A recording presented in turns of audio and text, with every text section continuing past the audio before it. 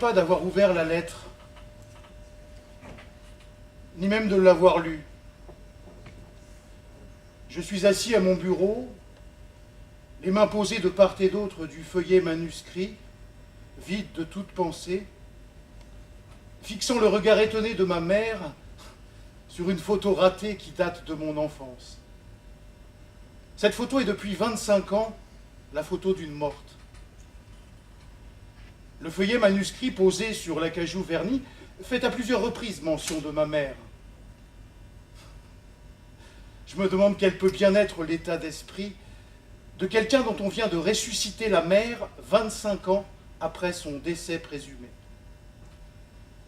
Cette question demeurera sans réponse, car je m'adresse à vous dans le temps figé de ma propre mort. L'homme que j'incarne a péri, il y a peu, au terme d'une singulière péripétie de son existence. J'étais cet homme. Enfin, tout au moins, l'image que cet homme se faisait de lui-même. Je vous fixe à présent depuis l'instant éternisé de cet ultime ratage, posé sur le bord du monde, à la surface indécidable de l'image, comme ces photos dont nous meublons notre horizon par crainte du vertige. Me voici de nouveau à ma table. Je tiens désormais le feuillet manuscrit à deux mains. J'en relis chaque phrase, j'en soupèse les mots, mais la lettre se refuse. Son écriture heurtée danse au fil des lignes, comme dans un film muet dont je ne retiens rien. Tout en bas du verso figure la signature de ma demi-sœur, portée disparue il y a 25 ans, ainsi que ma mère. Portée disparue. Double absurde épithète. Fiction par défaut qui m'a tenu lieu de famille durant 25 ans. Ma demi-sœur, portée disparue, m'écrit donc de nulle part et cependant désire me voir.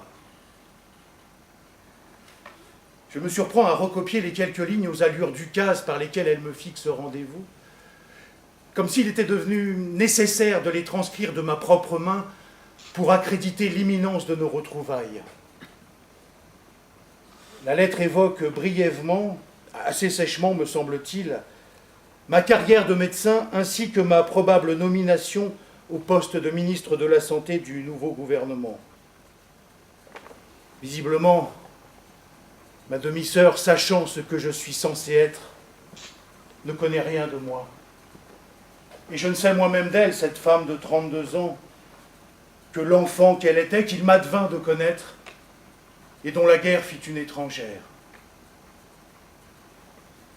Ma demi-sœur, portée disparue au lendemain de cette guerre, conclut sa lettre en m'indiquant qu'elle me téléphonera pour que nous convenions d'un rendez-vous. Le lendemain, elle me téléphone, en effet, élue de toute discussion, et dit qu'elle m'attendra dans le chantier désormais abandonné de ce qui aurait dû être le musée historique de la ville, érigé sur d'anciens marécages bordant l'agglomération, s'il ne s'était pour une part enfoncé dans le sol dès le gros œuvre achevé. Sans doute ma demi-sœur a-t-elle estimé qu'il s'agissait là d'un terrain neutre, d'une manière de non-lieu propice à notre rencontre. Je ne me souviens pas d'avoir pris la décision de me rendre à cet étrange rendez-vous. Je ne me souviens pas d'avoir pensé que je commettais là une imprudence, ni même d'avoir pensé à ce qu'il adviendrait alors, et si j'avais envie que cela advienne ou pas.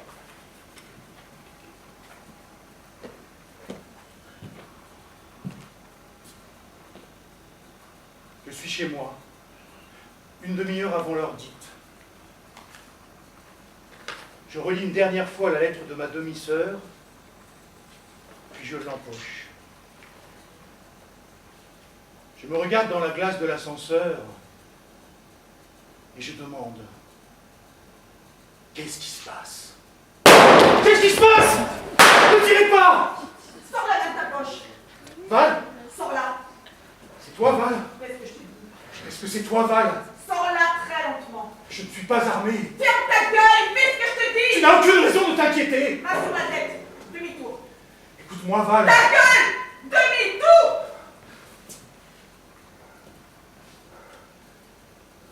sûr. Stop!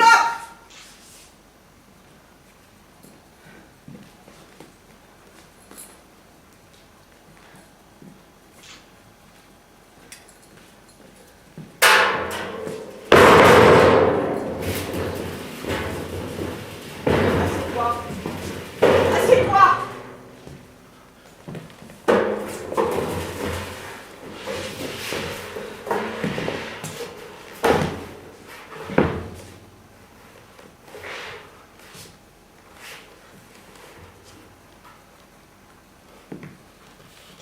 Tu n'as pas tellement changé.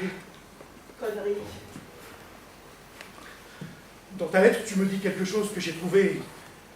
Enfin, qui m'a ému. Tu veux revenir au pays, c'est ça? C'est maman qui t'envoie? Qu'est-ce qui se passe, mon Dieu? Quelqu'un braque sur vous un revolver, tout ce qu'il y a de chargé. Premier conseil, docteur. Gardez son calme. Extra. Calme, affecté, professionnel. Observez le sujet. Le sujet tremble. Le sujet est fébrile. Diagnostic. Le sujet est dangereux.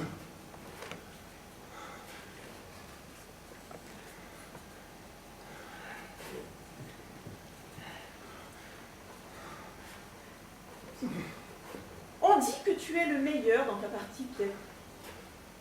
Je te pose la question. Es-tu vraiment le meilleur dans ta partie?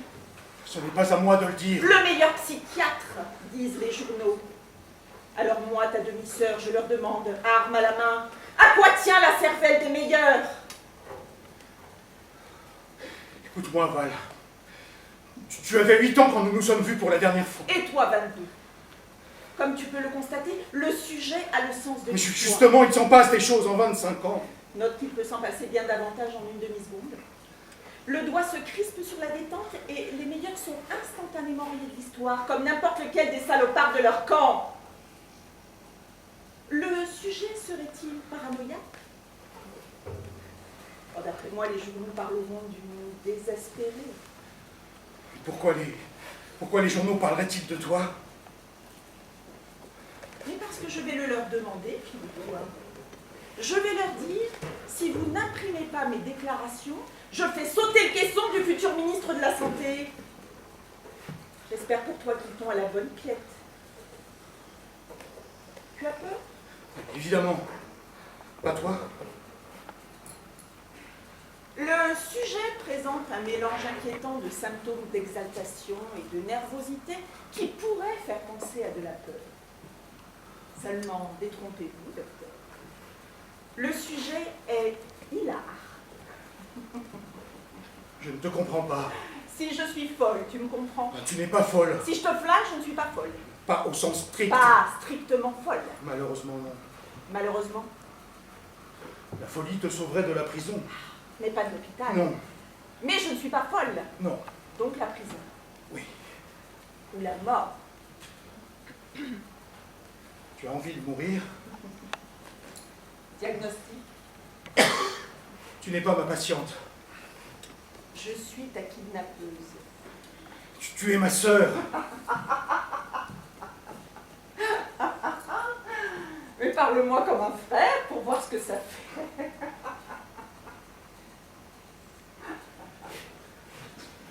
Comment va maman?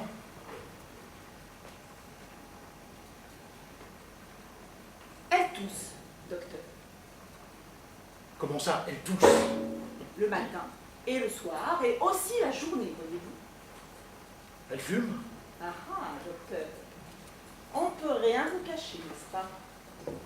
N'est-ce pas, docteur? Bon, elle tousse et puis? Attendez voir, il me semble qu'elle crache aussi. Du sang? De quelle couleur est le sang? Bordel de Dieu, est-ce qu'elle crache du sang? Est-ce que c'est grave, docteur? Est-ce qu'elle va mourir? Salope! Attention à ce que vous dites, docteur, nous parlons de ma mère. Elle est malade, c'est ça? À vous de me le dire, docteur. Peau grisâtre, respiration sifflante, crachat mêlé de sang, la peau sur les os et l'œil chassieux. Mais avec ça, vaillante comme pas deux. Le sourire vissé à la bouche et toujours aussi bonne cuisinière. Qu'est-ce que vous dites de ça? Que veux-tu que j'en dise? 25 ans que je vous crois morte l'une et l'autre. J'ai effectué des recherches après la guerre. Vous figuriez sur une liste de civils évacués. Déportés. Mais aucune trace de vous à l'arrivée. Tu veux dire au camp? Sur les listes du camp de réfugiés, Du oui. camp de concentration. Ne jouons pas sur les mots. Ah, ok, docteur. Pas sur les mots. Contentons-nous des morts. 2000 personnes arrivent au camp. Combien sont-elles à la fin de la guerre? Il y a eu des épidémies. Le typhus. Comment se transmet le typhus, docteur? Par les poux. Il y avait donc des poux. Les gens sont négligents. C'était la guerre. La guerre! Qui donc faisait la guerre d'après toi? Est-ce que j'étais en Mais guerre? toi, non, le pays! Le pays! De quel pays veux-tu parler? J'ai connu un pays avant-guerre, un pays avec des rues, des lycées, des copains. Tu étais une enfant. Mais les enfants ont des parents, docteur. Et les parents ont des maisons et ils envoient leurs enfants à l'école. Et leurs enfants ont des copains. Et tout cela fait un pays. Une population, mettons. Oui, une population, pas une nation. Une terre. Qu'est-ce que c'est qu'une terre? Un parking? Tandis que la nation, un charnier. Il arrive qu'une nation soit contrainte à la guerre. Il arrive que des peuples vivent sur la même terre. Ou qu'ils se la partagent. Se la volent. Récupère par la force ce qu'on leur avait volé. Qui t'a volé de la terre, Piet? Moi! Nous avons grandi dans la même chambre, nous avons joué dans les mêmes forêts, nous avons la même mère. La même mère. Allez, continue. Ça ne nous mènera nulle part. La même chambre, la même forêt, la même mère, mais pas le même peuple. C'est ça? Si tu veux. Continue. La guerre est finie, Val. Ah oui. Écoutez ça, docteur. Un cas sensationnel. Pain béni pour vous autres, psychiatres. Il était une fois une famille. Père, mère, fils. Père d'origine thrace, mère d'origine tribe. L'histoire ne dit pas de quelle sorte d'origine était le fils. Mixte, mettons. Je porte le nom de mon père. Le fils était donc de son père, à ce qu'il croit savoir. La mère, n'en parlons pas. Elle portait aussi le nom de mon père. Seulement voilà. Le père meurt accidentellement lors d'une catastrophe ferroviaire. La mère prend le deuil, continue d'élever seule son enfant, fait l'admiration du voisinage, et particulièrement d'un ami d'enfance, d'origine tribe, comme elle, et qu'elle épouse en secondes noces. Un an plus tard naît une fille, celle-ci d'origine non mixte, mettons. Les enfants grandissent. L'aîné, je veux parler du mixte, mettons, fait de brillantes études de médecine. Il se destine à la psychiatrie, l'honneur de la famille. La cadette, la non mixte, mettons, n'en fait qu'à sa tête. On la tient pour un cancre. Ce que tu étais. La guerre éclate. Pourquoi la guerre éclate-t-elle, docteur? On ne bafoue pas impunément l'honneur d'une nation durant un demi-siècle. Nous ne sommes pas à la télévision. L'enfant opprimé se révolte. Le gaz comprimé explose. L'homme en cage vire au chien enragé. Tout peuple a besoin d'un territoire à ses mesures. Un territoire trace à la mesure de l'orgueil trace. Une nation. Nous y voilà. Un charnier. L'aîné choisit son camp. De père trace, il sera trace. Adieu la mixité, mettons. Il quitte la maison et rejoint les forces traces, lesquelles assiègent la ville. La femme par le blocus, la dépaisse au tir de mortier, la terrorise à l'aide de tireurs embusqués. Arrêtez-moi si je délire, docteur. Il n'y a pas 36 façons de faire la guerre. 2 mois plus tard. Écoutez bien, docteur, ça va vous plaire. La cadette, non mixte, alors âgée d'à peine 8 ans, accompagne son père pour une corvée d'eau. Ils marchent tous deux par les rues désertiques. Le père pousse une brouette portant un broc, un seau, 2 jerrycans. Le chargement brimballe et fait une musique un peu triste aux oreilles de la fillette. On entend des explosions au loin, des coups de feu, mais tout cela est devenu familier.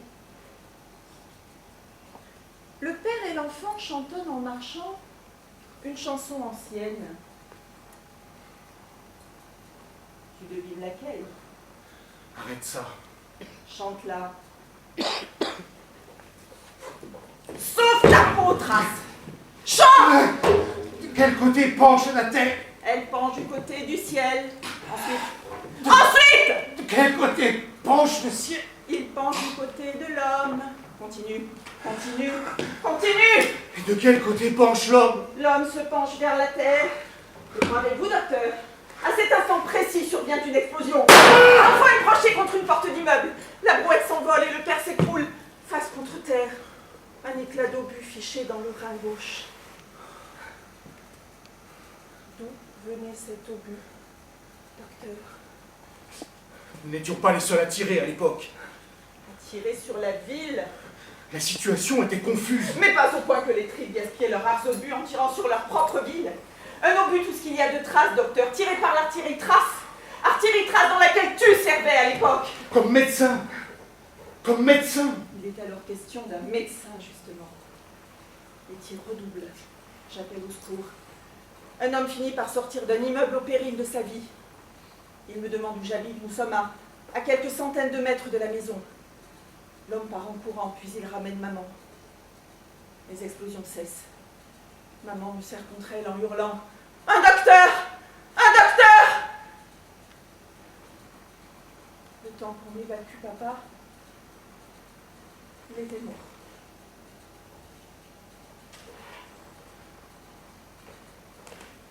Tu es venu pour me tuer.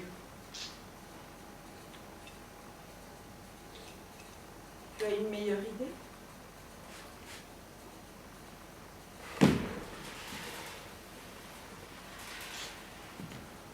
Ils se purifient en vain par le sang lorsqu'ils sont souillés par le sang. Comme si quelqu'un ayant marché dans la boue se lavait avec de la boue. Aristote. Aristote, hein. Aristote. Hitler se réclamait bien de Dieu. Aristote n'est qu'un moindre mal. Tu peux citer tant que tu veux. Aucun mort ne se relèvera pour te gifler. Tu me dénies le droit d'avoir changé. Sans doute as-tu changé, oui. Vienne à l'abri dans ta république inchangeante. Protégé de ton propre changement par 100 000 hommes en armes le long de la frontière. Un traité de morale d'Aristote dans une main, dans l'autre, une grenade dégoupillée. Qui de nous deux est armé? Qui de nous deux a le choix de l'être ou de ne pas l'être? Qui de nous deux dispose d'une police, d'un État? Qui est venu seul et sans armes, en frère? Qui met l'autre en joue? Aristote! Mais tu ne dis rien de la grenade. Aucune victime n'est à l'abri de sa propre saloperie. L'oppression n'exempte personne de morale. Les camps, l'exil, tout ça ne font de toi qu'une exilée, une ancienne déportée, une colonisée, une apatride, où tout être étiquette tu voudras mettre au revers de ton veston en guise de certificat de tes malheurs passés. Pour autant, ce monument érigé à la gloire de ta propre misère ne te tiendra pas lieu de vertu. Quelle femme es-tu devenue, Val? Je suis devenue ce que vous avez fait de moi. Une femme dont on a confisqué la terre et la mémoire. Une exilée partout. Un enfant trop mûr pour son âge. Jamais. Tel que je te vois là, tu n'as rien d'une enfant, mais tout d'une immature, à tout le moins irresponsable. Irresponsable, dites-vous. Irresponsable. Il me vient tout à coup un très joli cas d'irresponsabilité aggravée, dont la relation vous ravira.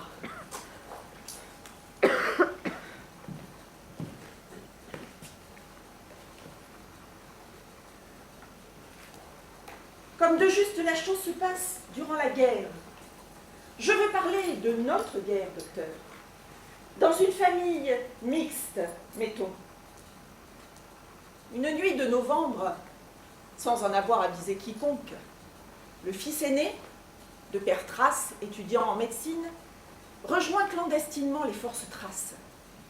Sa mère, son beau-père et sa sœur, tripes de naissance, mais de mentalité mixte, mettons, accusent sévèrement le choc et, faute de nouvelles, imaginent le pire. Mais cela n'est encore rien. Il advient qu'à quelques mois de là, le chemin du beau-père croise celui d'un éclat d'obus dans des circonstances que j'ai déjà eu l'honneur de vous rapporter. Pour la veuve, les ennuis ne font que commencer. Jusqu'alors, l'absence de l'aîné, bien que faisant l'objet de nombreux commérages dans le quartier, n'avait eu d'autre conséquence que de plonger sa mère dans une angoisse de tous les instants. Un moindre mal au regard de ce qui va suivre. Le beau-père du transfuge était journaliste, talentueux, respecté. bien introduit dans les milieux gouvernementaux. Il ne se passa donc rien durant quelques mois. Si ce n'est la guerre, docteur. Je veux parler de la nôtre, à base d'épidémies, de famines, de pilonnages incessants et de tireurs isolés, rien que de routiniers en somme. Mais aussitôt le mari mort, les événements se précipitent. La disparition de l'aîné est obligeamment signalée aux autorités par un patriote anonyme. On convoque la veuve, laquelle ne dit que ce qu'elle sait, à savoir rien, ou presque. Le nom et l'âge de son fils, l'état d'avancement de ses études, son signalement. Ce dont l'autorité ne se satisfait pas et qui lui vaut d'être arrêtée sur le champ, au motif de relations pour le moins suspectes avec l'ennemi. Est-ce que ça n'est pas merveilleux, Piette? Moins de 8 jours après l'enterrement de père. Je nous revois, mère et moi, courant de tombe en tombe. Si on peut encore appeler des tombes ces tumulus bâclés ornés de croix de planches extraites de décombres, quand celles-ci n'ont pas été volées de nuit par des gamins en quête de bois de chauffage, courant, donc moitié rampant, crapahutant dans le cimetière pour échapper aux balles des tireurs isolés, pressés par les injonctions des fossoyeurs dont l'un avait été tué le matin même dans l'exercice de ses fonctions, et jetant, pour finir, en guise de cérémonie, quelques poignées de terre sur le linceul, au fond d'un maigre trou. Celle dont le mari avait été assassiné par les Thraces, aussitôt suspectée de trahison par les tribes, et bouclée en compagnie de 8 autres femmes, dans une cellule de 15 mètres carrés close d'une simple grille, et faisant face à une cellule identique, dans laquelle 12 snipers attendaient leur exécution imminente. Et tout cela, voyez-vous, docteur, par la faute d'un fils que vous vous accorderez sûrement à qualifier avec moi d'irresponsable, et qui, par un de ces ironiques détours de l'existence, devait par la suite devenir le psychiatre que l'on sait, en charge d'esprits irresponsables. Je vous remercie de votre attention.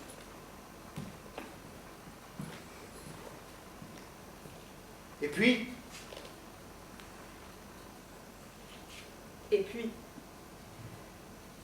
la cadette immature, alors âgée d'à peine 9 ans, demeurée seule à la maison, subvenant seule à ses besoins et pleurant seule la mort de son père, est allée voir un ami de ce dernier, avocat fréquentant les soupes populaires, lequel l'a mené chez le maire, lequel a fait part de son souhait aux autorités militaires que le cas fasse l'objet d'un second examen, ce qui fut fait, après les tergiversations que l'on imagine, et mit un terme à seulement 32 jours de détention.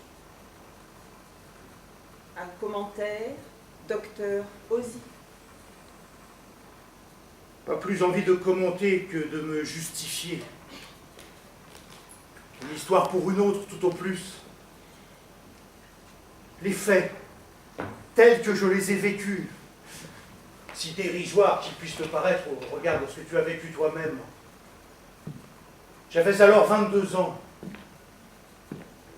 Comme la plupart des gens, je haïssais cette guerre, dont je n'imaginais cependant pas alors, comme la plupart des gens, comme ton père, comme nombre de chefs d'États étrangers, qu'elle put durer et engendrer de telles horreurs. Je la haïssais comme un mur incontournable et lépreux, sur lequel venaient s'écraser tous mes rêves de jeunesse. La médecine, les voyages, l'indépendance. 10 années s'étaient écoulées depuis la mort de mon père.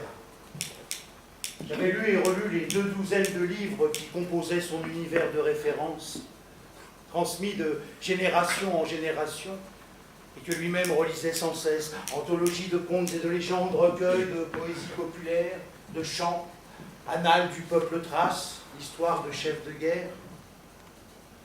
Ces livres fatigués, cornés, poussiéreux, exerçaient sur moi la prodigieuse fascination de la parole du Père.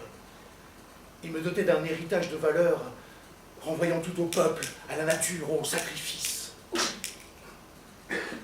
J'étais vaguement panthéiste, rétrograde, arrogant, sourcilleux, romantique.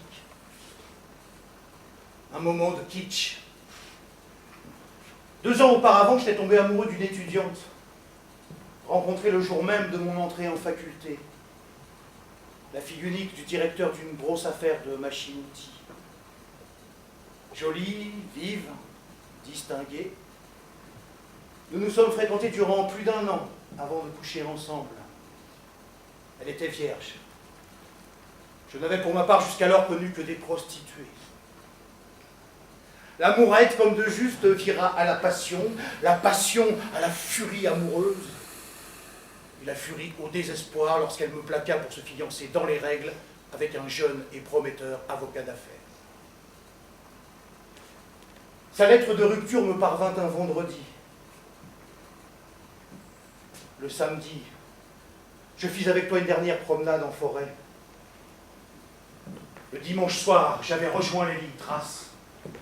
Fut-il?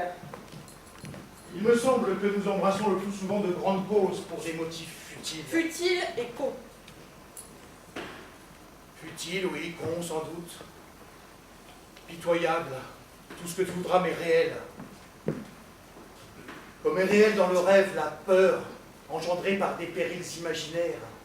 Comme est réelle l'angoisse du claustrophobe ou l'impuissance de l'adulte empêtré dans les méandres de sa petite enfance. Sous ce que l'homme nomme complaisamment sa grandeur, on ne trouve le plus souvent qu'un corps malingre et apeuré, un écheveau inextricable de calculs mesquins, de réflexes de sauvegarde, d'ambitions infantiles. Le roi est nu dessous l'armure, nu de transit, pitoyable, futile. Mais pas toujours si con. Toujours aussi con en définitive. Le plus rusé de tous n'abuse jamais que les autres. Il est rusé mais insomniaque. Son ulcère le ronge, il crèvera le premier. Le plus avisé des hommes s'avise en premier lieu de son ignorance. Le plus sage de sa petitesse. Le plus équilibré de la folie qu'il lui faudra combattre. Et cela plus con peut-être encore que les autres, comme si l'intelligence, la sagesse, l'équilibre mental étaient des buts en soi. Le tempérant, plus dépendant de sa tempérance que l'alcoolique courant de sa ration de vin. L'homme heureux, plus exposé que quiconque au malheur. Le pur assailli de tentation. L'homme droit, plus culpabilisé que l'escroc. Combien en ai-je vu défiler en 20 ans dans mon cabinet? Combien de mères modèles sous anxiolytiques? Et de ces mêmes mères modèles, combien d'enfants toxicomanes? Combien de toubibs hypocondriaques, de beauté complexée, de riches envieux? Tel gros costaud a peur du noir, tel autre des chiens, tel troisième s'évanouit à la seule vue d'une goutte de sang. Ce chef d'entreprise, qui emploie 1000 personnes, va chaque samedi se faire talquer les fesses par une putain. Cet écrivain reconnu, qui se dit peintre manqué. Sans parler de ce psychiatre envié, qui se voit en ministre. Con et mégalo. Et frustré, et pervers, et parano. Pétri d'orgueil et de suffisance. Passablement salaud, passablement ignare, passablement malade, égocentrique, lâche, insincère et fragile. Voilà l'homme, ma vieille. Toi, moi, tous, quoi que tu en dises. Et le jugement dernier? Tous cons, tous salauds. Tous semblablement coupables et semblablement innocents. Bourreaux et victimes, exploitants et exploités, oppresseurs et opprimés, tous malades. Amen, c'est ça? Non, ce n'est pas ça. Il y a les actes et il y a les personnes. On peut juger des actes, pas des personnes. Nommer l'auteur d'un meurtre un assassin, c'est lui conférer une identité qui le condamne au crime. Tu me parles du meurtrier, je te parle de la victime. De quelle marge d'évolution dispose selon toi celle des 2 personnes qui restent sur le carreau? Le saint homme qui l'a tué l'a libéré de la connerie, rendons-lui grâce, c'est ça? Aucune peine légale, aucune vengeance ne ressuscite les morts. Le meurtre, aussi légal soit-il, ne rachète pas le meurtre. Et le néant, dit le poète, ne peut engendrer que le néant, et ils seront menés une nouvelle fois comme bétail à l'abattoir. J'ai envie de te tuer, Piette. Peut-être ai-je envie de mourir, qu'en sais-tu? Et de devenir ministre de la Santé? D'après toi, pourquoi suis-je venu à ce rendez-vous? En pleine nuit, dans ce lieu impossible, seul et sans armes, la veille de la nomination du nouveau gouvernement, pour devenir ministre? Peut-être que tu es fou. Tout au moins suicidaire. C'est une hypothèse. Je t'en propose une autre. Je suis naïf. Une troisième pour finir. Je suis multiple. Début du plaidoyer. Plaidez, docteur, plaidez. Vous disiez donc être plusieurs. Non, multiple. N'oubliez pas, docteur, que vous parlez à un cancre. Explication de texte, je vous prie. Tu m'as très bien compris. Mettons que je te vois venir.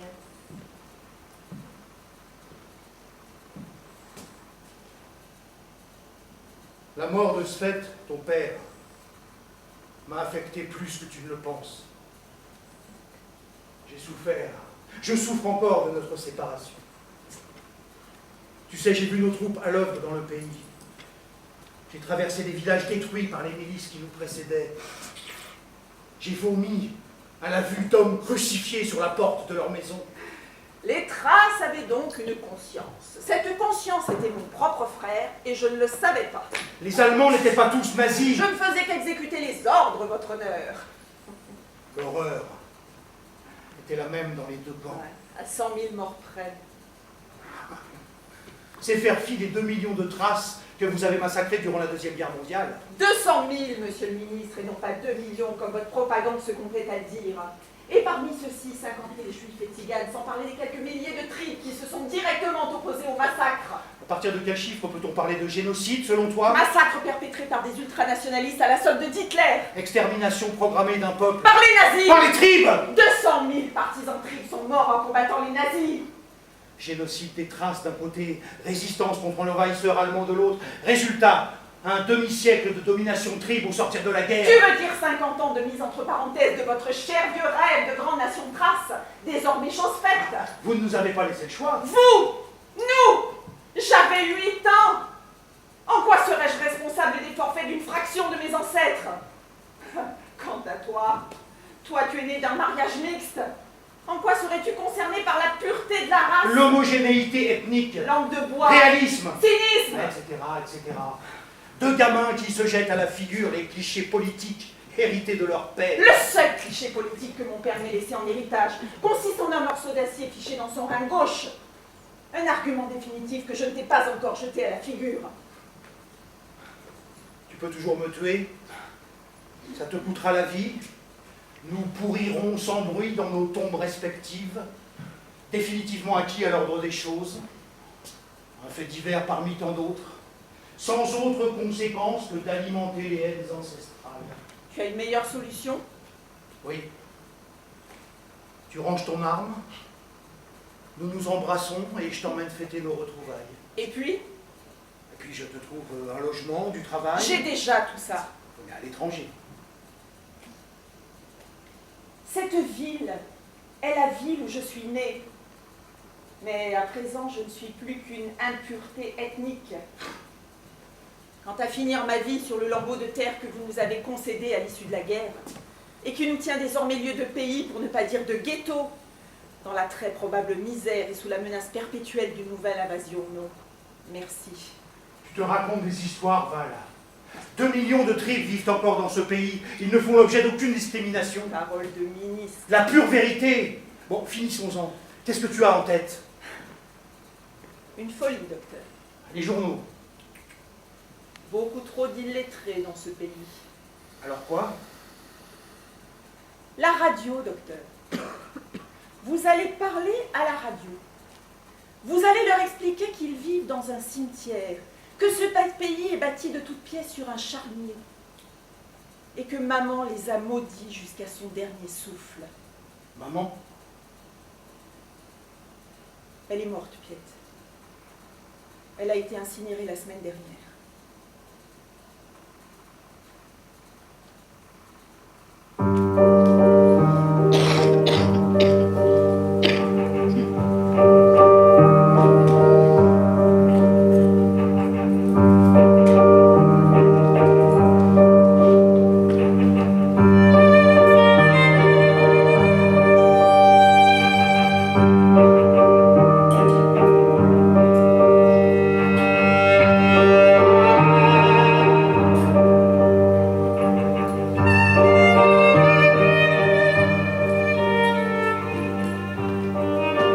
Ainsi que nous vous le disions dans les titres de ce journal, le docteur Piet Ozzi, membre du bureau politique du Parti national libéral, dont des rumeurs insistantes faisaient ces derniers jours le futur ministre de la Santé du nouveau gouvernement, aurait été kidnappé par des terroristes tribes.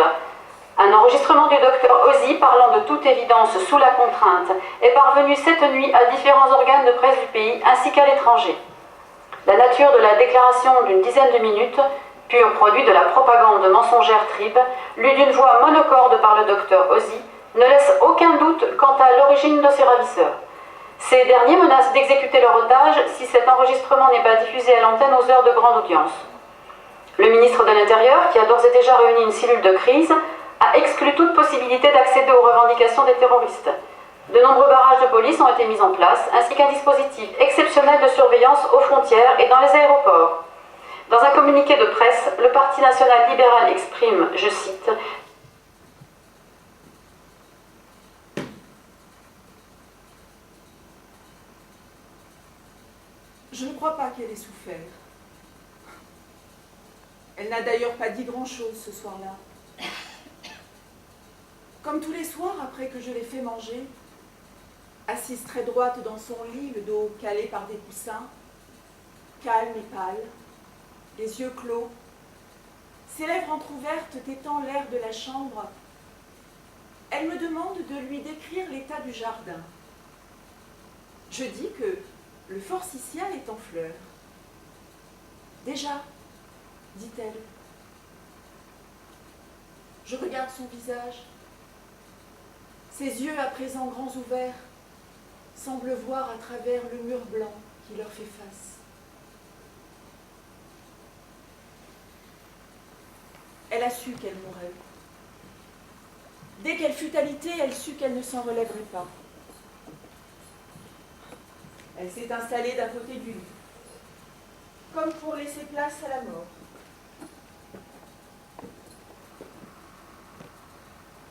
Sans doute, l'enlaçait-elle dans son sommeil.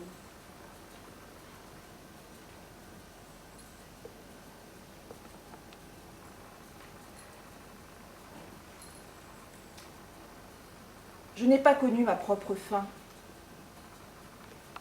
Je suis morte dans un spasme d'espérance, comme le boxeur qui, dans l'ivresse de sa proche victoire, baisse négligemment sa garde, finit au tapis et reprend connaissance la tête emplie de cette même ivresse, sans parvenir à comprendre le sens du triomphe que l'on fait à son adversaire.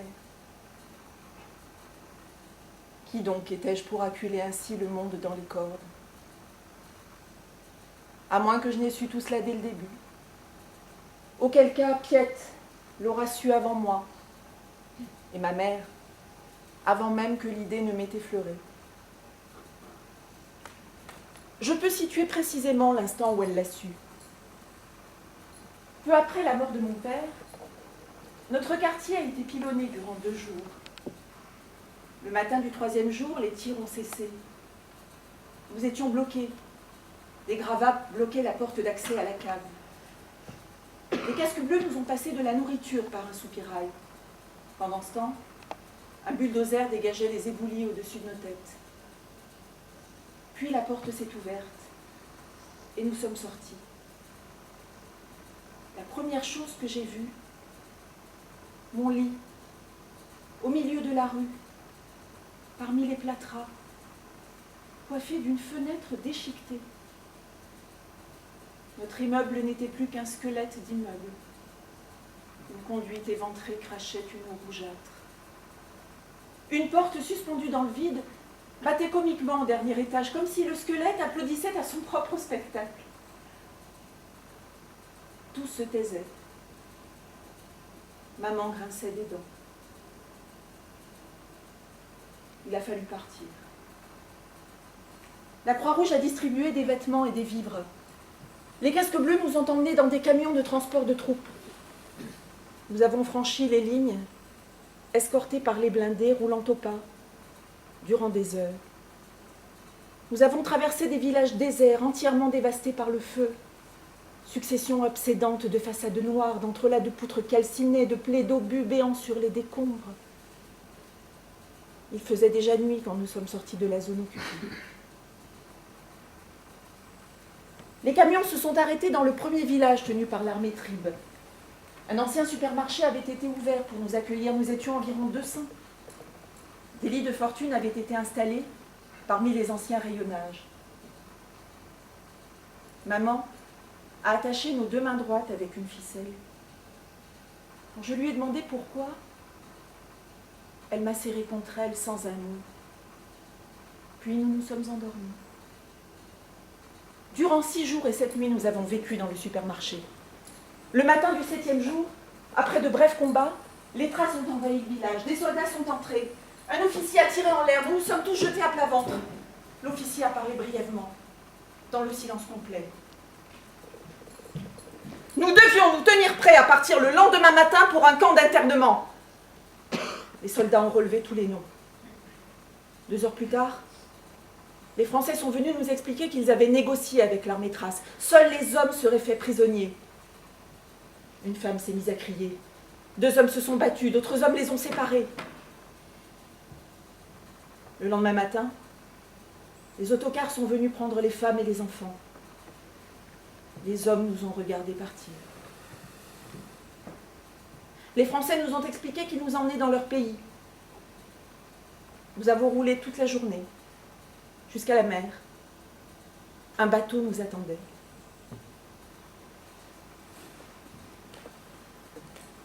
Durant la traversée, je suis restée sur le pont avec maman. Je regardais les étoiles. Maman a cru que je pleurais, mais je ne pleurais pas. Maman ne pleurait pas non plus. Nous sommes arrivés de nuit dans un grand port de marchandises. Des ambulances nous attendaient. Dans la lumière bleue des gyrophares se tenaient des médecins prêts à opérer. Le visage dissimulé derrière des masques, les mains gantées de caoutchouc. Il y avait des brancards, des bouteilles d'oxygène, bien qu'il n'y eût aucun blessé parmi nous. Un peu plus loin, les gyrophares de la police éclairaient par intermittence le visage d'une centaine de personnes avec des banderoles. Les aboiements des chiens policiers couvraient les cris des manifestants.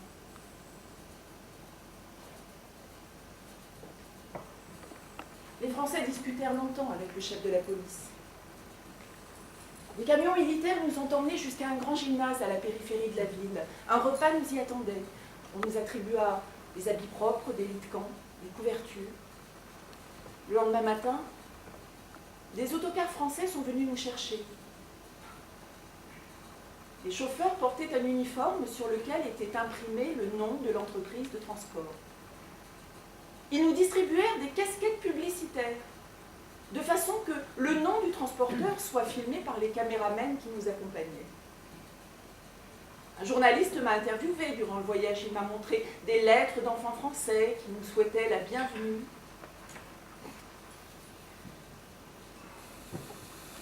Après une journée de voyage, nous sommes arrivés à Lyon. Dans le stade où nous devions loger en attendant d'être répartis dans des familles d'accueil, le maire de la ville a prononcé un discours. Nous ne comprenions pas ce qu'il disait.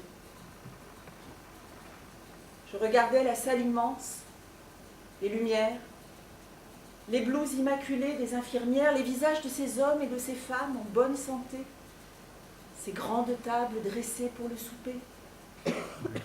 Et je revoyais mon lit sur le tas débouli, la fenêtre explosée, les villages brûlés, les soldats thraces, les visages des hommes collés aux vitres des autocars, le ciel étoilé, la mer, les gyrophares, le passage de la frontière en autocar, et je suis brusquement sortie de l'enfance. Titubant, ébloui, comme on sort d'une cave après des bombardements. J'ai regardé maman, et j'ai vu qu'elle aussi me regardait. « Je suis là, lui ai-je dit. N'aie pas peur. » Alors elle a su ce qui, tôt ou tard, adviendrait. Est-ce qu'elle a souffert? Je ne crois pas. Tu l'as empêché de me revoir, n'est-ce pas? Depuis la mort de papa, je ne pense pas que nous ayons jamais parlé de toi. Un silence éloquent. Si vous le dites, docteur. Ne suis-je pas l'assassin de ton père? Elle parlait souvent des traces. jamais de toi. Et toi, que disais-tu? La plupart du temps, je me contentais de penser. À moi? À tout ça.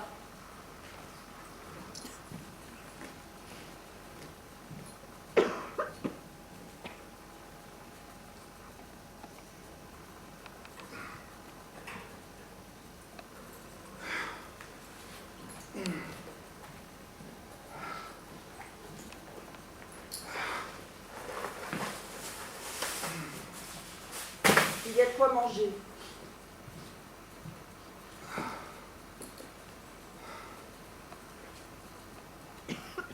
Combien de temps comptes-tu me garder prisonnier? Tout dépendra de leur attitude, Piet.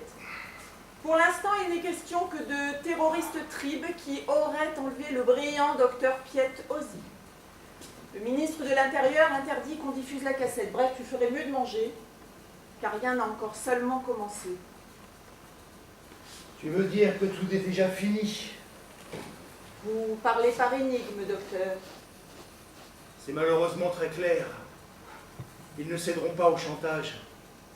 Tous unis face à l'ennemi ancestral. De quoi faire vibrer les masses. Je deviens le martyr potentiel d'une grande cause nationale. Et les ultras du gouvernement se réjouissent en secret de l'élimination d'un modéré dont la popularité croissante commençait à devenir gênante. Très impressionnant. Vous auriez dû faire de la politique, docteur. 3 phrases suffisent pour faire du blanc l'allié objectif du noir. Bon, si je comprends bien, votre mort ferait le jeu de vos amis, tandis que ne rien faire. Tu n'as pas idée de ce que nous sommes parvenus à éviter depuis 25 ans. Mais vos leaders politiques tenaient exactement le même discours pendant la guerre. À cette différence près qu'ils étaient également les instigateurs des crimes qu'ils condamnaient, la main sur le cœur devant les caméras du monde entier. À présent, les rôles sont parfaitement établis.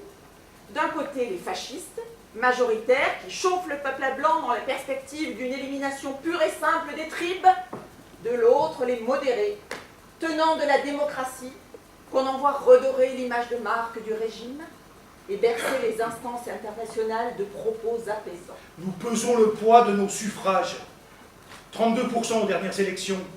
Un tiers des électeurs a clairement exprimé son refus de l'expansionnisme et du nettoyage ethnique. Les ultras sont obligés de composer avec nous. Voyez notre ministre de la Santé, mesdames et messieurs, un homme moderne, bien comme il faut, tout ce qu'il y a d'humain. Oseriez-vous qualifier de belliqueux un gouvernement composé d'hommes tels que ce psychiatre de renommée mondiale qui a fait sa thèse de doctorat sur les polytraumatismes de guerre? Applaudissements nourris. Mange.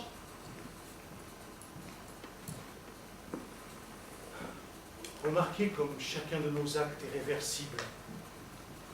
Se retourne contre lui-même au point de ne paraître plus qu'une gesticulation dérisoire. Façon de danse de Saint-Guy sur le bas-côté de l'histoire. À ce stade de la discussion, pour autant que la situation autorisa d'employer ce terme, je me souviens d'avoir pensé que ma demi-sœur, portée disparue depuis 25 ans, avait probablement raison. Même si je répugnais à l'admettre, et je l'admettais d'autant moins que je sentais grandir la peur en moi. Plutôt quelque envahissante, irrépressible sensation de chute, d'aspiration vers le chaos. Le psychiatre que j'étais alors, mais l'étais-je encore à la vérité, croyait penser que la maladie mentale consiste en l'incapacité, qu'elle soit ou non perçue par le sujet, de construire sa propre vie. Construire, bâtir, fonder, échafauder, structurer, consolider. Tous ces mots, supposant que l'existence soit chose, oui, chose, à ériger, édifier, aménager, meubler, et de telle façon qu'elle résiste à l'usure du temps, comme aux intempéries. Mais rien de ce qui fait une existence n'est construit à l'image d'une maison. Nous marchons sur la tête. Ce que nous croyons être nos racines, nos fondations, sont en vérité notre couverture. Nos fenêtres ne donnent que sur nous-mêmes, nos portes s'ouvrent sur des murs. Et ce que nous croyons être nos jardins ne sont que des caves obscures remplies de bric-à-brac. Est devenue au fil des ans une forteresse à ce point inexpugnable et mystérieuse que nous ne nous souvenons même pas de ce qu'elle était censée abriter. À ce point étanche que nul, à commencer par nous-mêmes, ne peut y pénétrer, serait-ce en vue de s'y cloîtrer. Peut-être, sans doute, bâtissons-nous, mais nous errons, sans domicile fixe, à la périphérie de nos existences. Tandis que ma demi-sœur et moi-même sombrions dans l'obscénité politique et la mauvaise foi, je songeais qu'il avait suffi d'une nuit pour que ces 25 années d'existence, dont j'avais jusqu'alors eu lieu de tirer quelque orgueil, me fissent l'effet d'une élucubration grotesque.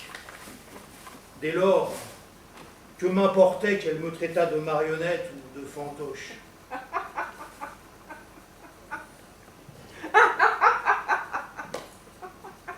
Tu trouves ça comique?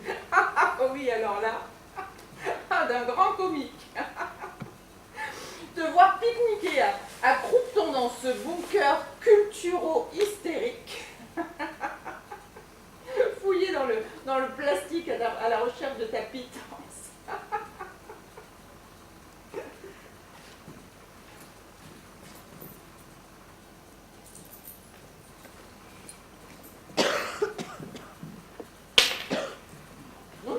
Ne me remercie pas, c'est la moindre des choses. Mais attention, ne va pas la dépenser pour boire, hein, tu entends? Désopilant. N'est-ce pas? Note que j'ai piqué l'idée. Durant le siège de la ville, lorsque j'interprétais moi-même le rôle du farfouilleur dans les poubelles du Grand Hôtel, le scénario n'était pas de mon cru. Crois-moi, le film était à mourir de rire. Et nous étions quelques-uns à le trouver déshonorant. Oh, sans vous couper l'appétit pour autant. Les 3/4 du contenu des camions de l'aide humanitaire finissaient dans vos gamelles. Et les manger nous déshonorait. Et vous ne protestiez pas. Non. Vous poursuiviez cette guerre déshonorante. Oui. Comment expliques-tu ça? Par la lâcheté, et par l'abjection. Votre lâcheté. Et notre abjection, oui. Après avoir été incorporé, j'ai mis un certain temps à me rendre à l'évidence que cette guerre n'était rien d'autre qu'une tentative d'extermination des populations tribes habitant les régions promises à la reconquête. Les milices qui nous tenaient lieu d'avant-garde se livraient quotidiennement à des atrocités. Les politiques ont été dépassés par les militaires. La guerre semblait se nourrir d'elle-même. Chaque victoire engendrait de nouvelles vagues de sauvagerie, chaque revers une nouvelle tuerie de civils. Nous voyons cela. Cependant, durant les 3 années que nous avons passées à suivre la ligne de front dans notre hôpital de campagne, il ne nous est jamais venu à l'idée de déserter. D'autres ont fait plus que d'y penser. Rarissime. Plusieurs milliers à ce qu'on croit savoir. Propagande ennemie. Mais après la guerre. Le combat politique. Mais toujours pas la désertion. Au contraire, il fallait rester à tout prix, nous imposer, devenir omniprésents. Façon de racheter notre apathie durant la guerre. Marquer les vates en guerre à la culotte. Ne pas laisser le champ libre à l'extrême droite. Passer de la culpabilité à l'alternative. L'alternative nationale. Simple question d'audience, de crédibilité. Il s'agissait d'accréditer l'idée qu'on peut défendre les intérêts du peuple thrace tout en respectant les droits de l'homme. Que la reconnaissance du pays au plan international dépend très largement de ses qualités démocratiques. Une démocratie dirigée par des chefs de guerre. Sans doute, mais pour combien de temps? Tout cela dans le but de prendre le pouvoir à terme. De rallier une majorité de suffrages, oui. Tu te vois en président de la République? Depuis 24 heures, je ne vois plus que toi. Toi est quelqu'un que je n'identifie pas complètement. Mon corps, mes mots, mon histoire, et tout cela comme en vrac, inutile, étranger.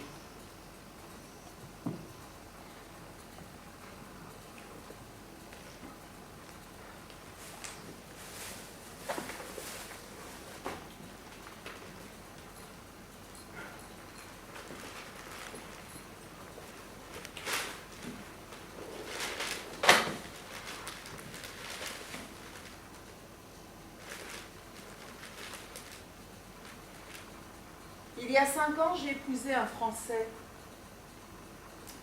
Homme superbe. Prof d'anglais. Tu vis seul, Piet? Seul, pas seul, c'est selon.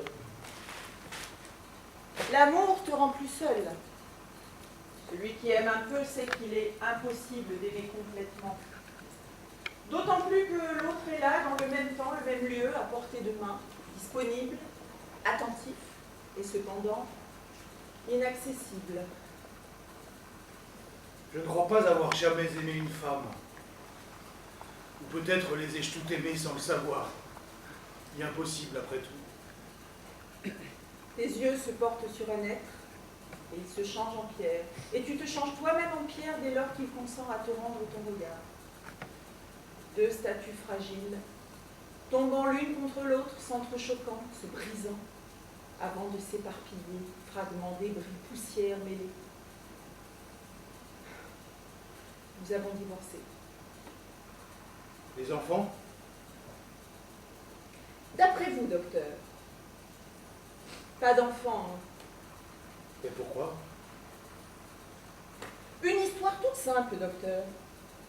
Prenez une enfant de 8 ans, plongez-la dans la guerre, infligez-lui durant des mois le spectacle de la dépression de ses parents, faites-en une débrouillarde, un authentique et quotidien sauveteur de sa propre famille, assassinez son père sous ses yeux, arrachez-la in extremis aux massacres, aux famines et aux épidémies, déportez-la et pour parachever le tout, exilez-la, elle et sa veuve de mère. D'après vous, docteur, quelle sorte de parents font ces sortes d'enfants? Dieu merci, les mêmes causes ne produisent pas toujours les mêmes effets, spécialement en matière de comportement. Admirable, docteur. La cause guerre ne produisant pas systématiquement d'effets pathologiques, aucun effet pathologique n'est, en définitive, imputable à la guerre. Tu ferais décidément un excellent ministre de la guerre, pardon, de la santé. Madame le parangon de vertu, peut-on savoir ce que tu fais dans l'existence quand tu ne joues pas les apprentis terroristes? Figurez-vous, docteur, que l'ancien cancre est devenu prof. Enseignant quoi? L'idéal kamikaze? L'histoire, docteur, c'est-à-dire les guerres pour l'essentiel. Et la géographie, c'est-à-dire l'entre-guerres, avant, après. Le grand show planétaire, la grande saga du sang et de la terre par l'une de ses rescapées, comme si vous y étiez. C'est un beau métier. En effet, monsieur le ministre, nous formons les élites de demain. Le salaire, néanmoins, n'a rien d'exceptionnel. Ah oui, mais vous avez les vacances. Et nombre d'avantages sociaux. Tu es parfait. Tu t'ennuies? Je rouille doucement dans l'eau dormante de la normalité. Je pue raisonnablement la vase. De temps à autre, une grenouille me fait tourner la tête. J'oxyde de mon mieux la flore environnante. Bref, tout baigne. Je sais pas, tu pourrais mener des recherches, écrire un livre. Et même collectionner les boîtes de camembert. Le bonheur et le camembert n'ont rien d'incompatible. J'en prends bonne note, monsieur le ministre. Plein de calcium avec ça. Et moins encombrant que les causes perdues. De la collection des boîtes de camembert comme remède à la dérive terroriste. Bon, le camembert attendra bien un peu. La terroriste, elle, a les flics aux fesses. Deuxième communiqué du docteur Piet Ozzy. Et tâche de mettre un peu de conviction. Ils ont trouvé que tu lisais d'une voix monotone.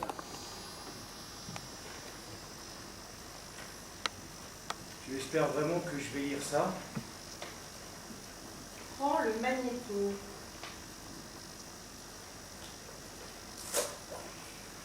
Prends-le.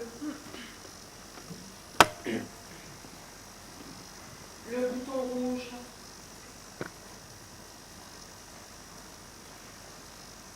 Docteur Piet Ozzy, la présente déclaration n'a pas été enregistrée sous la contrainte. Il se fera connaître par la contrainte. Ceux qui me détiennent actuellement me tueront si cet enregistrement n'est pas intégralement diffusé dans les 48 heures lors des bulletins d'information du soir et de la mi-journée. Je demande au gouvernement de bien peser les conséquences de ces décisions. Tout nouveau refus de sa part entraînera mon exécution immédiate. Les conditions de détention sont bonnes. On m'assure que je serai relâché dès la deuxième diffusion de cet enregistrement. Tu as vraiment l'intention de me tuer? J'ai vraiment l'intention de faire entendre cette cassette.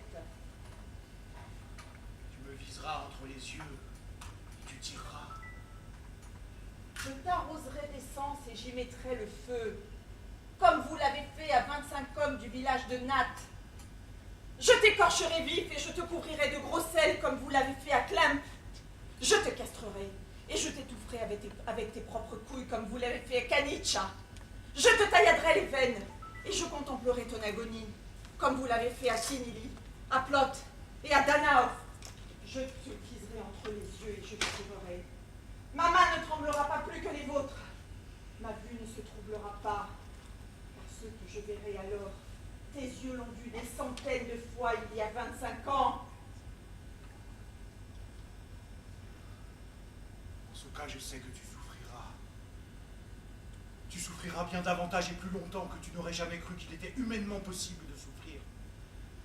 Ta souffrance te suivra en tout lieu.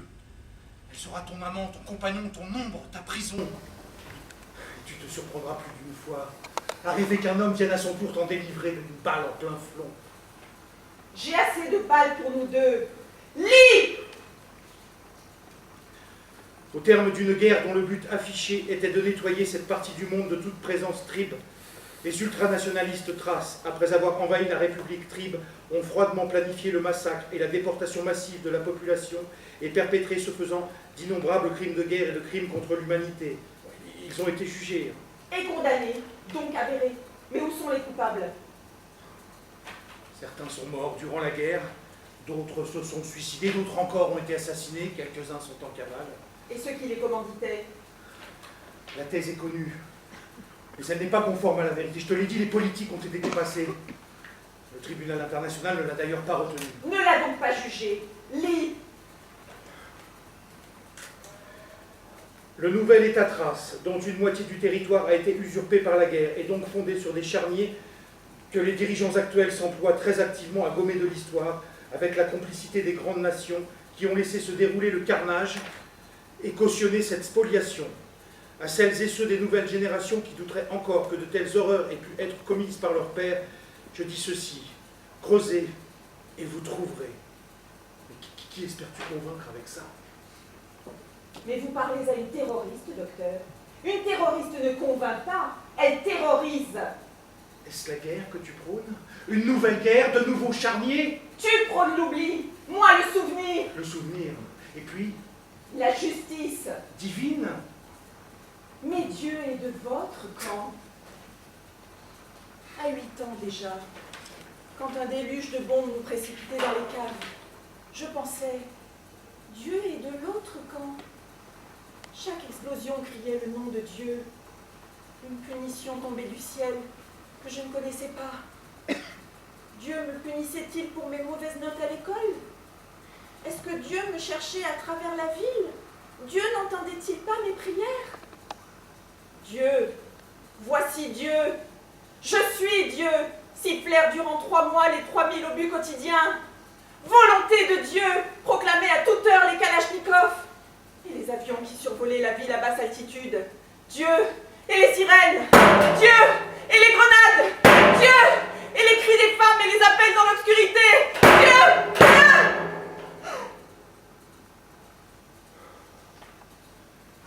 tu étais une enfant. Dieu a tué cet enfant. Je ne crois pas en Dieu. Mais au destin hégémonique du peuple thrace. Je ne crois pas au destin. Quittez la pose, docteur, le buste est achevé. Ni Dieu, ni destin, ni croyance. Hein?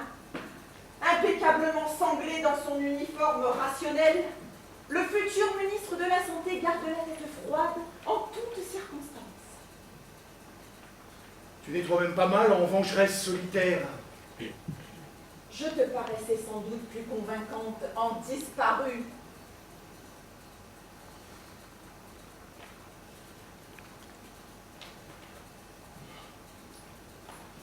Des années durant, j'ai tenté de me faire à l'idée que vous étiez morte. Faute de preuves, je me raccrochais sans cesse à l'idée que vous alliez revenir. Me revenir. Mais vous ne reveniez pas. La révolte a peu à peu cédé le pas au travail de deuil. 25 ans ont passé. 25 ans de silence, de photos pâlissant dans leur cadre, de chagrin sans objet, de renoncement. Alors il advint ceci. Je le menaçai à nouveau de mon arme. Lis, lui dis-je. Et il reprit l'enregistrement.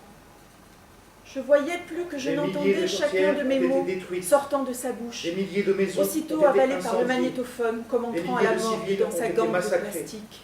Des milliers de femmes J'eus alors la certitude que j'allais le tuer. Des milliers tuer. d'enfants déportés. Je me fis marcher lentement vers lui, incessants. qui Les passages d'avions gémissait en en rase-mode, position les fétale, privations, après qu'une le première spectacle balle lui des traversait la atrocités. poitrine et l'achevé à bout portant. toutes ces bassesses ont été commises au nom de la grandeur d'un peuple. Qui suis-je encore à cet instant précis? Ces forfaitures au nom de l'honneur d'un peuple. Pathétique desperado. Ces crimes au nom de la pureté d'un peuple. Au service d'une cause momifiée par l'histoire. Toute cette horreur a été commise au nom de l'esprit. Est-ce que je crois encore à cet instant précis à la valeur de la mémoire? Cette guerre a été conçue, planifiée, menée à son terme au nom de la paix. La mémoire des génocides passés nous a-t-elle jamais sauvés de nouveaux génocides? Soudain, je sus que je ne lirai plus. Quelle qu'en pu être la conséquence? Comment des chapelets de mots, des suites de dates, des additions de chiffres? Comment la parole humaine, l'émotion humaine pourrait-elle contenir, mesurer, exprimer l'inhumain? Il me semble que l'idée de la mort avait fait son chemin et que j'envisageais le pire avec indifférence. Et cependant, ce désastre irréversible que nous nommons l'inhumain n'est-il pas plus réel que ce mélange instable de respect et de compassion que nous nommons l'humain? Je n'irai pas plus loin, lui dis-je. Et elle sut aussitôt en me regardant que son arme ne lui conférait plus aucune autorité. Qui suis-je encore à cet instant précis pour m'évertuer à imposer mon diktat au désastre? Encore une femme ou déjà plus qu'une fiction? Ombre portée parmi les ombres de la mort au travail, du désastre lui-même. Je stoppais le magnétophone, lâchais le papier. Tu ne sais pas ce que tu fais. Je m'en vais. Sais-tu ce qui va se passer, Piette? Ça ne m'intéresse plus. Adieu. Adieu, Piette. Val, je t'aime, Val. Val?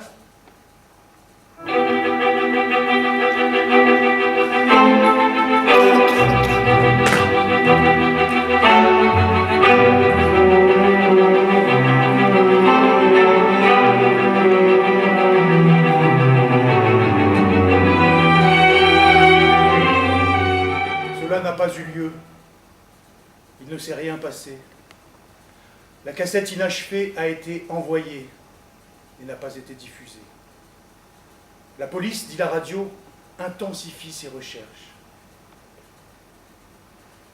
Parmi tous les dénouements que j'envisageais alors, entre deux discussions, avec cette même sorte de détachement, d'indifférence qui m'avait si souvent frappé chez nombre de schizoïdes, aucun ne me semblait cadrer avec les espérances de ma sœur, quoique celle-ci, désormais sous la menace de son suicide, paraissait d'heure en heure plus étrangère à son acte, elle-même indifférente à son propre sort, détachée, hors d'atteinte.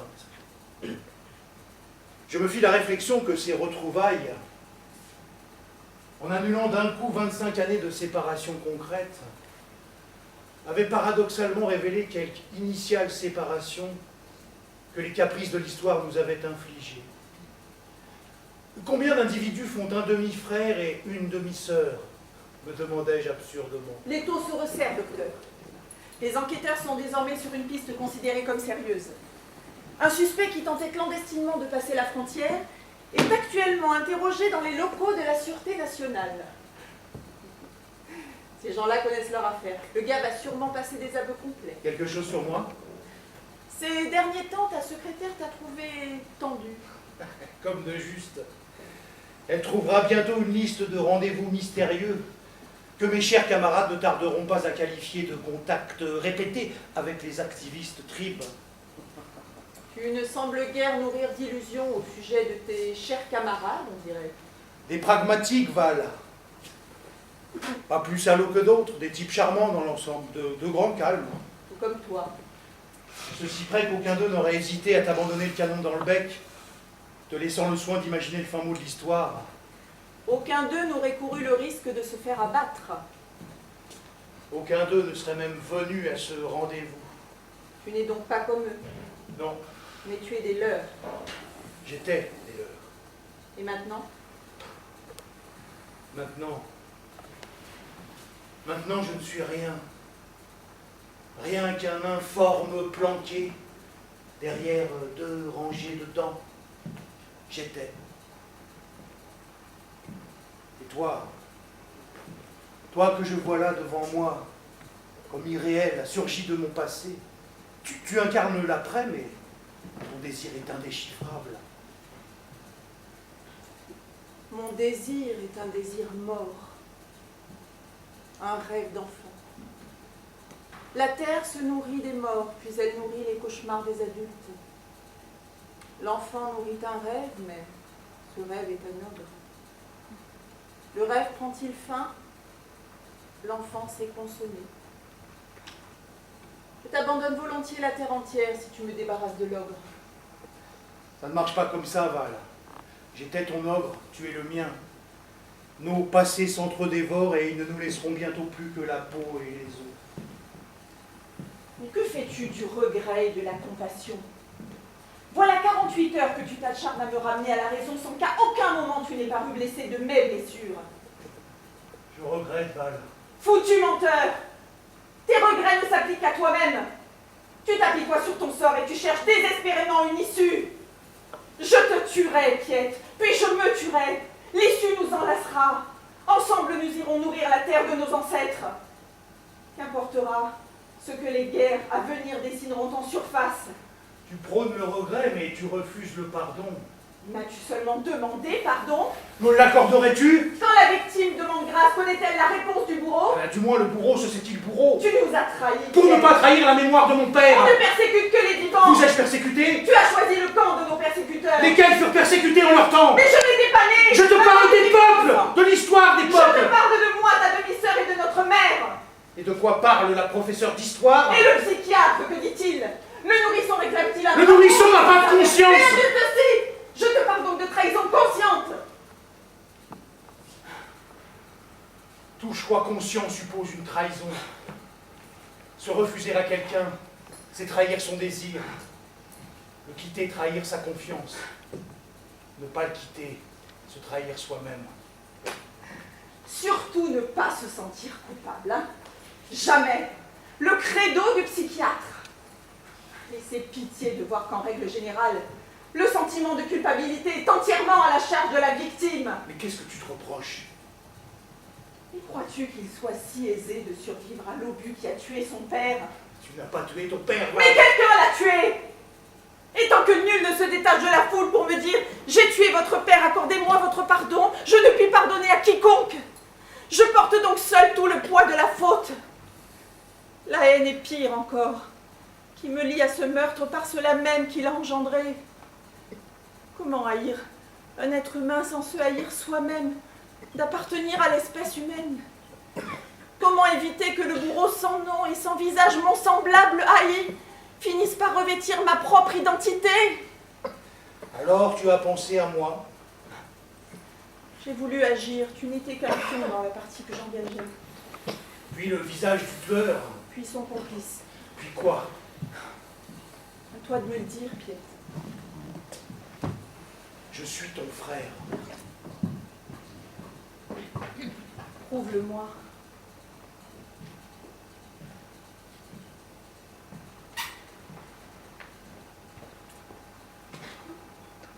Je te demande pardon, Val.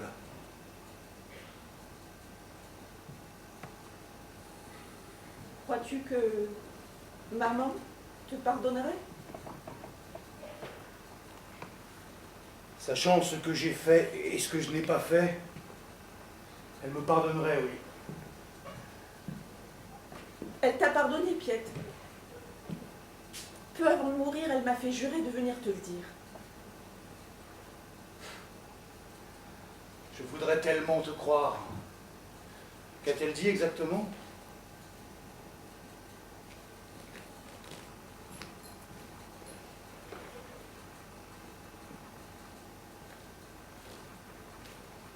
Tu iras voir Piet. Tu lui remettras ça, de ma part.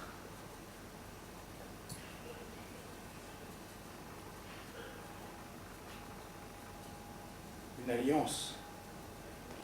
Celle de ton père, gravée de leurs 2 prénoms.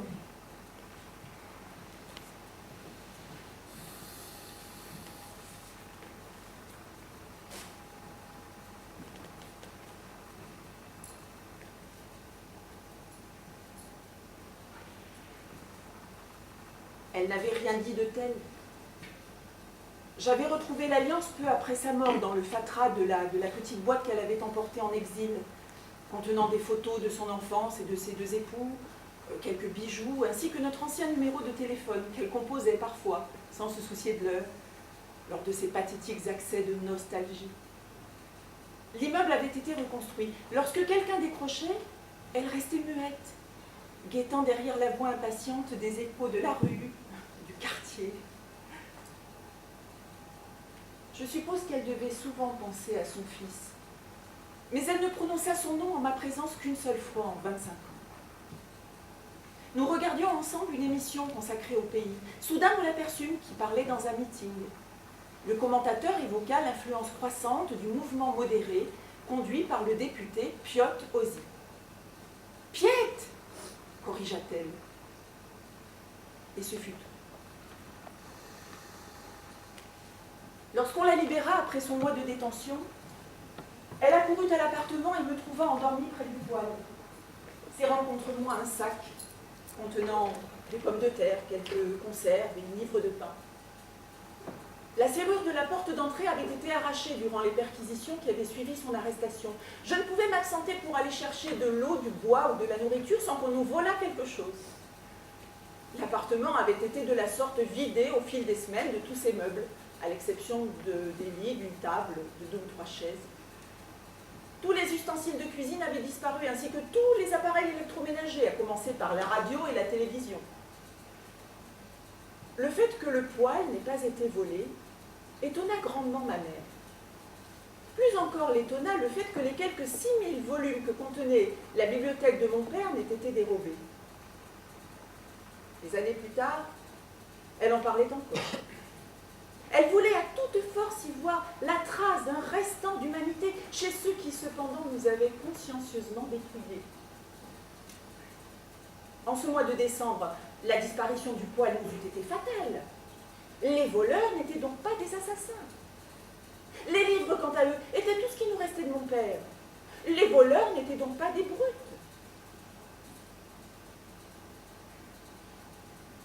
Il devenait de plus en plus difficile de trouver du bois et nous n'avions plus de meubles à brûler. Aussi nous sommes-nous résignés, un matin de janvier, à sacrifier les livres. Comme elle ne se résolvait pas à opérer un choix parmi ceux-ci, ma mère décida que nous les brûlerions à mesure, sans distinction de genre. La bibliothèque étant soigneusement rangée par ordre alphabétique d'auteur, le premier livre que nous sacrifiâmes fut Le monde d'hier de Stefan Zweig, aussitôt suivi de la collection des œuvres complètes de Zola, de La jeunesse retrouvée de Zoschenko et de Auteur béante de Zinoviev. Il était environ 14 heures lorsqu'acheva de se consumer le signe de la puissance de Zaradniček. Nous brûlions de la sorte une moyenne de 8 livres par heure. Maman calcula qu'à ce rythme, la bibliothèque nous fournirait environ 30 jours de combustible. Après quoi, 2 heures après, il ne restait plus rien des Y. Nous dînâmes en regardant danser les flammes des mémorables de Xénophon. Virginia Woolf, Wilder, Tchekhov, Strindberg, Queneau, Proust, Marx, Flaubert, Dickens, Camus, Beckett n'en réchappèrent pas.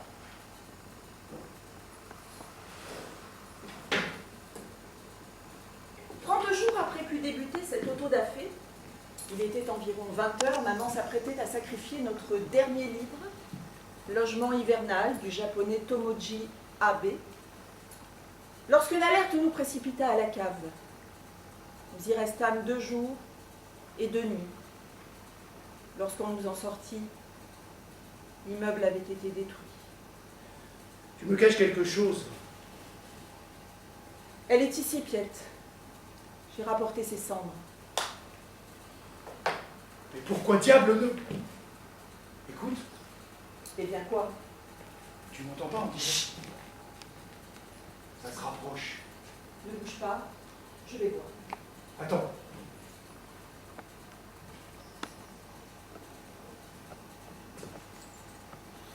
Pendant que tu dormais.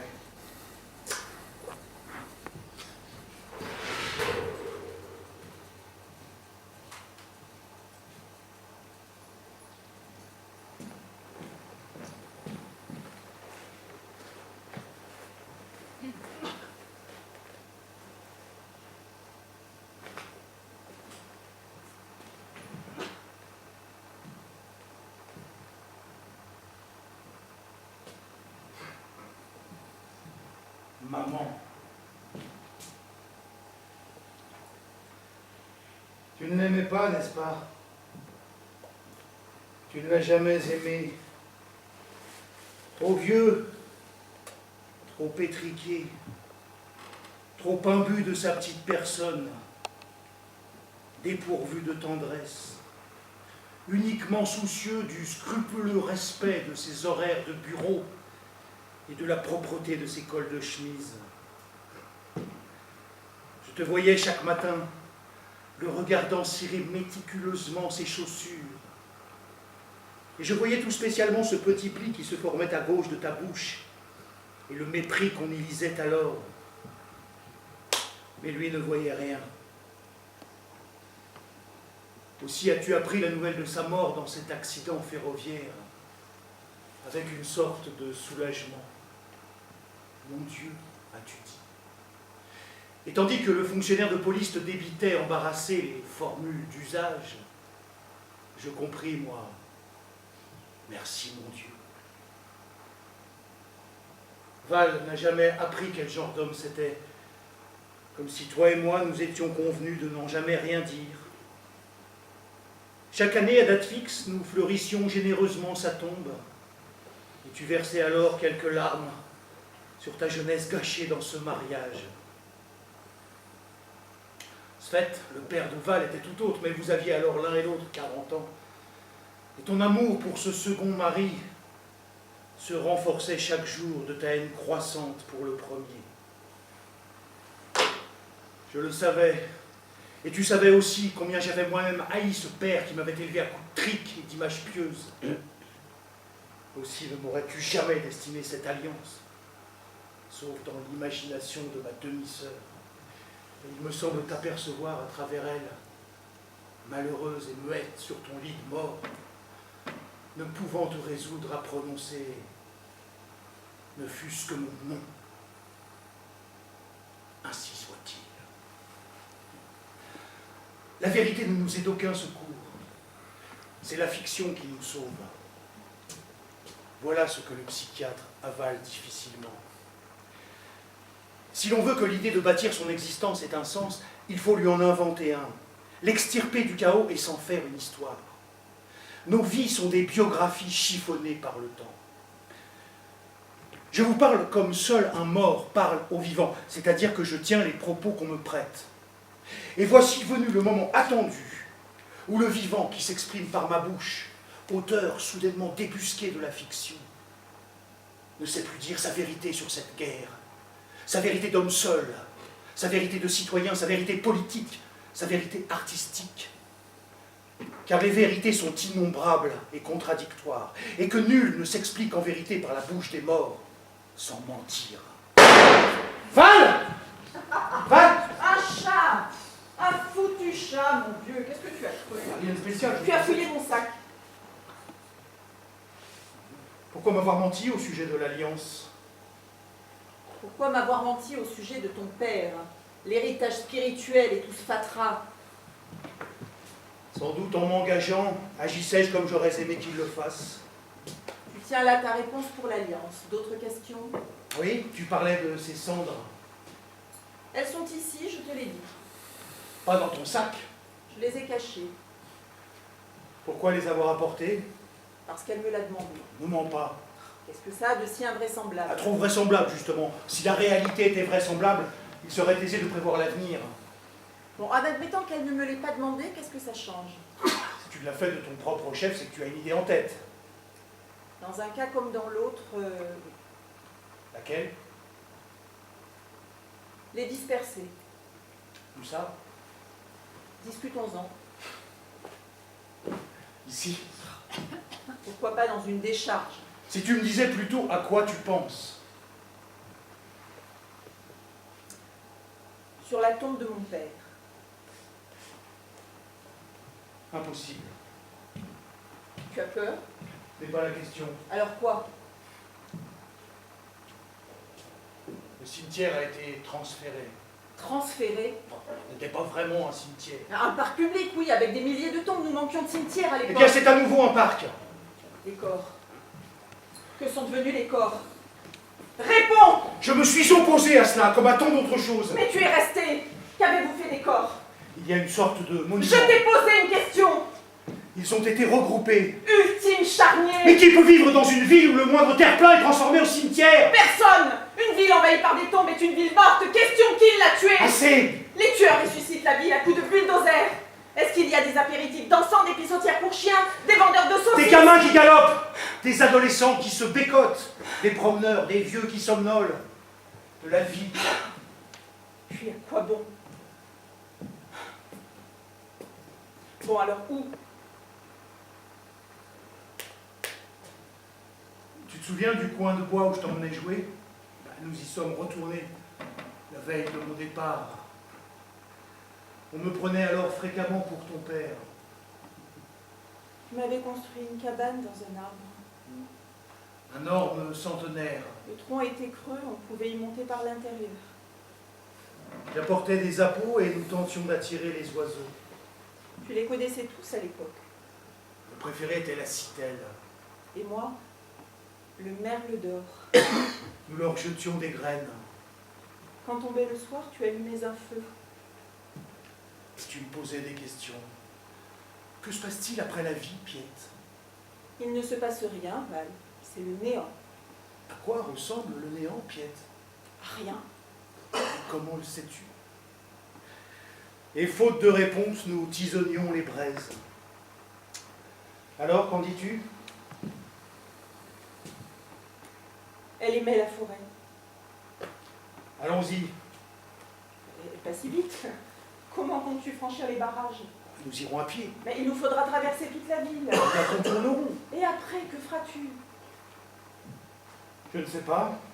Et toi? Je suppose que j'essaierai de franchir la frontière. 400 km au bas mot, encore te faudra-t-il passer par la montagne?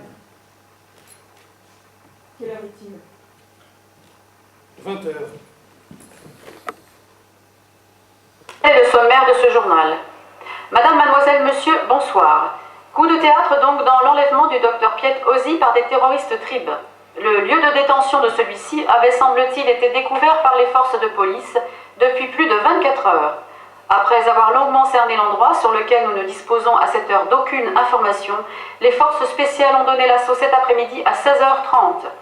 Au terme d'une rapide fusillade qui a vu la mort de l'un des kidnappeurs, les policiers ont découvert le corps du député, vraisemblablement exécuté depuis plusieurs heures, ainsi que devrait le confirmer l'autopsie. L'identité du terroriste abattu n'a pas encore été révélée. Qu'est-ce qui se passe? Qu'est-ce qui se passe? Explique-moi ce qui se passe! Il semble que nous ayons été rayés de la carte des vivants. Mais nous ne sommes pas morts!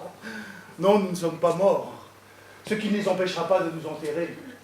La terroriste non identifiée à la sauvette et le député Piet Ozzy au cours d'une cérémonie conséquente, plus ou moins médiatisée, suivant qu'ils auront choisi de brosser mon portrait post-mortem en martyr ou en traître. Complètement idiot, que se passera-t-il si tu réapparais? Le scandale éclatera, ce pourquoi je ne réapparaîtrai pas. Soit ils me tueront avant, soit je me le tiendrai pour dit et je resterai planqué, soit encore, je serai mort parce que tu m'auras tué. Soit tu réapparais, mais à l'étranger. Auquel cas, le scénario devient le suivant. Première partie, grand émoi sur la scène internationale.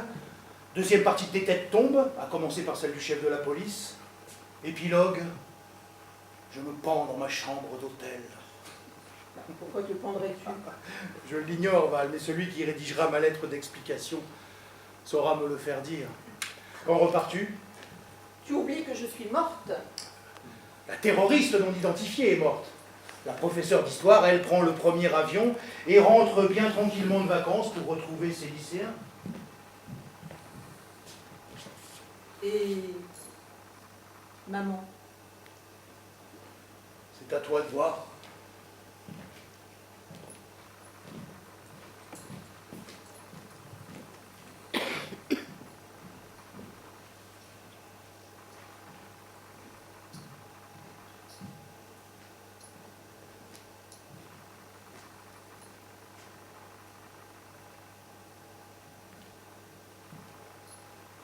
Prends-la.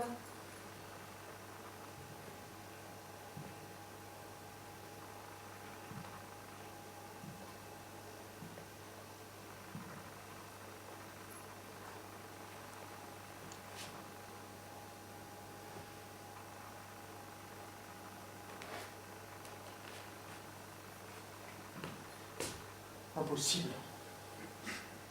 Tu pleures?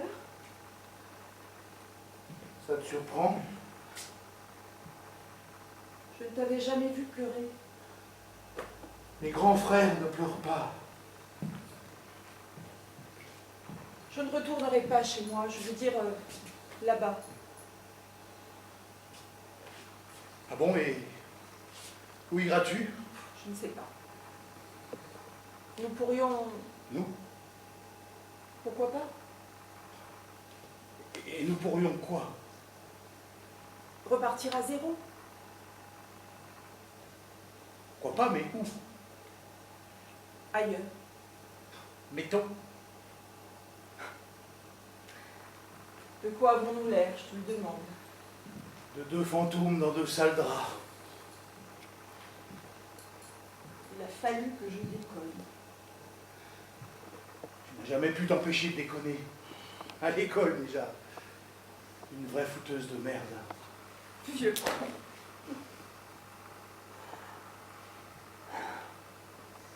J'ai la trouille. Elle est la Piette. Elle nous regarde. Oui. Quand nous serons morts, Piette, qui regarderons-nous? Personne. Pourquoi m'avoir rendu les balles? À quoi bon des balles sans revolver? Et un revolver sans balles, c'est ça? C'est ça, oui. Hé,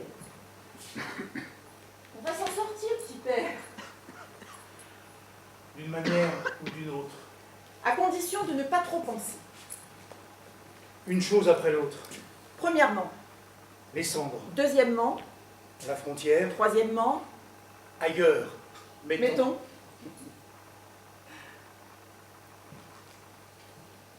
Ça ne pouvait pas ne pas finir comme ça. Les mots ne voulaient plus de nous. Le mot terre nous expédiait au diable. Le mot sang s'était depuis longtemps coagulé dans nos têtes. Nous nous apprêtions à quitter cette scène en enfant. Il serait une fois dans un pays lointain. Que s'était-il passé? Nous avions défriché un lopin de paroles, un terrain d'entente sur lequel nous flottions momentanément, comme sur un tapis volant au-dessus de la société des hommes. Nous ne touchions plus terre. Cette euphorie délibérée était comme une prière à l'humanité. Nous ne sommes que des enfants, laissez-nous jouer en paix. Étions-nous pour autant naïfs au point de croire que notre prière serait exaucée? Pensions-nous réellement que la paix nous serait accordée? La réponse est non. La paix est confinée dans le mot paix. La guerre est faite d'acier et de viande.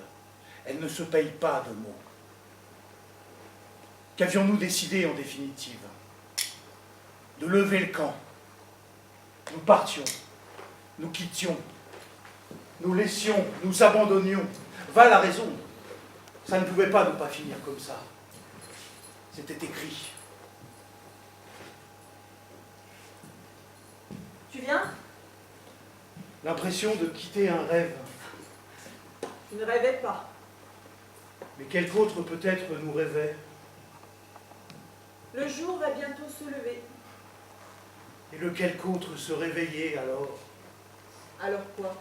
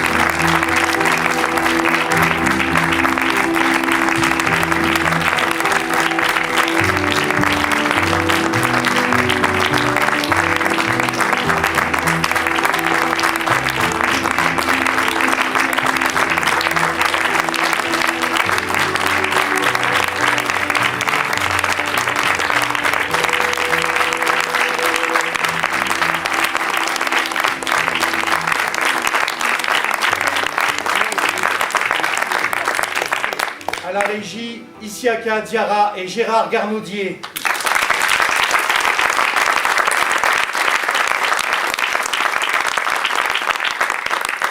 Aux caméras, Félix et Frédéric. Merci à vous.